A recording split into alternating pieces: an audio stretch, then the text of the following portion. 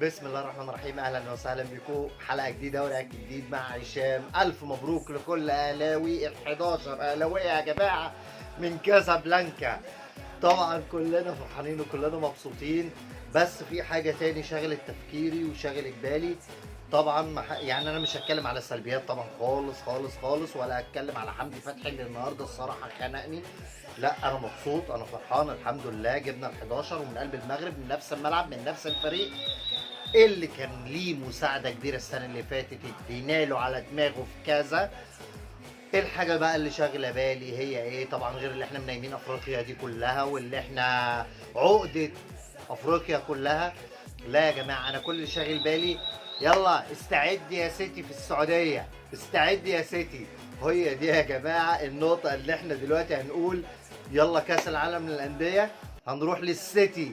السيتي اللي كان بيلعب امبارح ولا عزاء للبليله.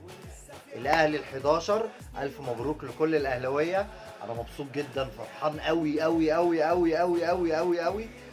يعني انا مش عارف اوصف فرحتي. انا ما كنتش هطلع الصراحه، بس انا طلعت من كتر الفرح. انا فرحان وعايز اقول للناس كلها اللي انا فرحان، وعايز اقول للاهلاويه كلهم الف الف الف مبروك. وانتظرنا يا سيتي زي ما هم حطوا على الموقع بتاعهم الرسمي، قالوا منتظرين الاهلي في السعوديه ان شاء الله. يلا تصبحوا على خير، والف الف مبروك لكل اهلاوي.